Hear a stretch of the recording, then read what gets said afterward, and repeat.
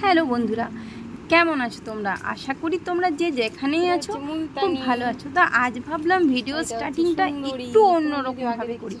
অন্যদিন তো আমি নিজেকে দেখিয়ে স্টার্ট করি, তা আমি ভাবলাম আজ আমাদের পোষ্যদের দেখিয়ে করি। তো আমার ভিডিওতে তোমরা আগে যারা দেখেছো তারা দেখতেই পাবে, এদের সাথে আমি অনেকটা ভিডিও শেয়ার করেছি। তখন এরা ছোট ছিল, এখন অনেকটাই বড় হয়ে গেছে। তার মধ্যে দুটো চুরি হয়ে গেছে, হারিয়ে গেছে, নিয়ে নিয়েছে। তো আজ হচ্ছে মঙ্গলবার 9 তারিখ, আর আজ হচ্ছে মা বিপত্তারিণীর পুজো। তোমরা অনেকেই জানো বাঙালির বিপত্তারিণী তো সবারই চেনা। তো আজকে আমি যেহেতু বিপত্তারিণী বধ করি, আমাদের বাড়িতে সবাই করে, তো সেই জন্য ভাবলাম তোমাদের সাথে গোটা ভিডিওটা শেয়ার করি। তোমাদেরও ভালো লাগবে। মা বিপত্তারিণীকে তোমরাও দেখতে পাবে। আমাদের এখানে কালীঘরে মা বিপত্তারিণীর পূজা হয়। তো বাকিটা আদারওয়াইজ যারা আছে, মানে বাড়ির ছেলেরা যারা, তাদের তো ভাত খাবে, সেই জন্য ভাত চাপানো হয়ে গেছে। আর সকালটার থেকেই একটু মেঘলা মেঘলা করেছিল। অ্যাকচুয়ালি আমি দেখেছি প্রত্যেক বছর বিপত্তারিণীতেই এরকম একটু জল বৃষ্টি তো হয়, প্রত্যেক বছরই হয়। আমি আগের বছরও মনে আছে ঠিক বৃষ্টি হয়েছিল, আজ তো খুবই বৃষ্টি হয়েছিল। তো আমাকে দেখতেই পারছো, সকাল থেকে কিচ্ছু খাইনি, উপোস করে আছে। একটু চা খেয়েছি ওই সকালে 7:30 মতন, তখন হবে, একটু চা খেয়েছি, উপোস করে গেছি, মুখ টুক শুকিয়ে গেছে। আর এদিকে সম্রাটবাবু বসে আছে। তো আজ স্কুল যায়নি, মানে স্কুলও ছুটি না, কিন্তু আমি ওকে পাঠাইনি, যেহেতু আমি ওর জন্যই আমার বধটা করা। ওকে একটু মন্দিরে নিয়ে যাব, গড়াগড়ি দেওয়াবো, সেই জন্য। আর বাবা শুয়ে পেপার পড়ছে। আর আমাদের মাকে একটু তোমরা দেখে নাও, আমাদের মা মুক্ত কৃষিকে। আর আমার সাথে দিদিভাইও আছে, দিদিভাই টুকটাক কাজ করে, সেরকম কিছু ওই একটু নিরামিষই রান্না, ভাত ডাল পোস্ত মতন, আর কিছু হবে না। তার তো কিছু মানে ভাত করারই কথা ছিল না, তো ও এদের জন্য।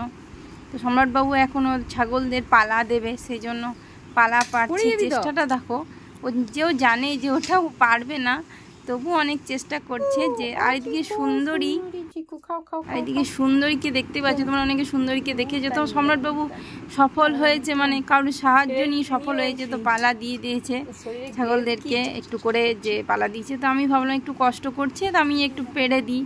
আর তাছাড়া ওদেরকেও তো খেতে হবে কিছু। আজকে যেহেতু খাবার ভাত তো সেরকমভাবে হবে না, তাই দুপুরে ওরা ভাত খেতে পাবে না।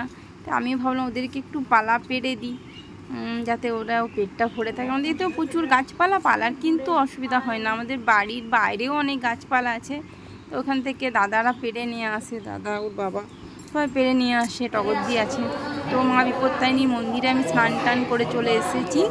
তো এখানে সব বতীরা বসে আছে, তোমরা দেখতেই পাচ্ছ। পুজো প্রায় শুরু হয়ে গেছে। এটা আমাদের কালীঘরে হয়, আমাদের কালী মন্দিরে সেই পুজোটা হয়। তো কাকু পুজোতে বসে গেছেন, এই যে আমার শাশুড়ি মা, সবাই এখানে যারাই, মানে প্রচুর বতী এখানে হয়, প্রচুর বতী। অনেকে উপোস করে, অনেকে আবার পালন, মানে বিপত্তারিণী পালে, মানে সেদিনে তো ভাত খায় না। তো আমাদের তো পালন না, আমাদের সবারই উপোস। তো আমরা সবাই ব্রত কথা শুনছিলাম, তোমরা একটু দেখো।